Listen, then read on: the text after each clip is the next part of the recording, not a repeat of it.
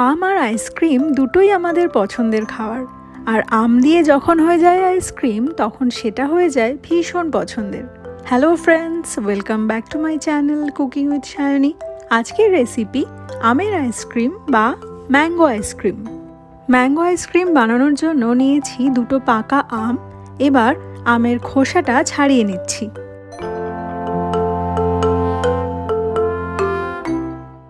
Basically আম থেকে পাল্পটা বের করে নিতে হবে। আপনাদের কাছে যদি অন্য কোনো সহজ পদ্ধতি থাকে তাহলে সেইভাবেই আমের পাল্পটা বের করে নেবেন। আমি আমের খোসাটা ছাড়িয়ে আটিটা বাদ দিয়ে আমের পাল্পটা বের করে নিচ্ছি।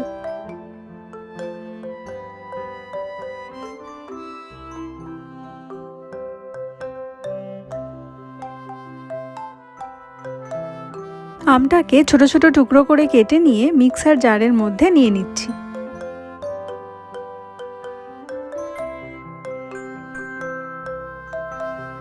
একইভাবে এই আমটাকেও রেডি করে ফিরে আসছি। দুটো আমের পাল্প রেডি হয়ে গেল। এর সাথে অ্যাড করব দুধ আর চিনি। মিক্সার জারের মধ্যে ঢেলে দিলাম 1 কাপ পরিমাণ ফুল ফ্যাট মিল্ক। এই দুধটাকে আমি আগে থেকে ফুটিয়ে রুম টেম্পারেচারে এনে রেখেছিলাম। দিয়ে দিচ্ছি 1/2 কাপ পরিমাণ চিনি। চিনির পরিমাণ আপনি আপনার টেস্ট অনুযায়ী কমিয়ে বা বাড়িয়ে নিতে পারেন। ব্যাস, এবার আর কিছুই না, সব কিছুকে ভালো করে ব্লেন্ড করে ফিরে আসছি। আম, দুধ আর চিনির একটা স্মুথ পেস্ট বানিয়ে নিলাম। এবার নিয়ে নিয়েছি একটা আইসক্রিম মোল্ড। আইসক্রিম মোল্ডের ঢাকনাগুলো খুলে নিচ্ছি।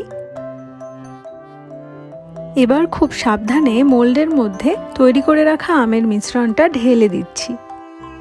প্রতিদিনের মতো আজও যদি এই ভিডিওটা আপনার ভালো লেগে থাকে এবং সহজ মনে হয়, তাহলে অবশ্যই ভিডিওটাকে লাইক করুন আর শেয়ার করুন আপনার ফ্রেন্ডস আর ফ্যামিলির সাথে। আর আপনি যদি এই চ্যানেলের নতুন বন্ধু হয়ে থাকেন তাহলে চ্যানেলটা সাবস্ক্রাইব করে নেওয়ার অনুরোধ রইল। কথা বলতে বলতেই মোল্ডের ঢাকনাগুলোও আটকে ফেলেছি। এবার ডিপ ফ্রিজে 7 থেকে 8 ঘন্টার জন্য অথবা ওভারনাইট এটাকে রেখে দিতে হবে। পরের দিন সকালে আইসক্রিম মোল্ডটা ডিপ ফ্রিজ থেকে বের করে এনেছি সার্ভ করার জন্য। এখানে একটা পাত্রে নিয়ে নিয়েছি রুম টেম্পারেচারে থাকা জল। এই জলের মধ্যে আইসক্রিম মোল্ডগুলোকে ভালো করে ডিপ করে নিচ্ছি, যাতে মোল্ড থেকে সহজেই আইসক্রিমটা রিমুভ হয়ে যায়।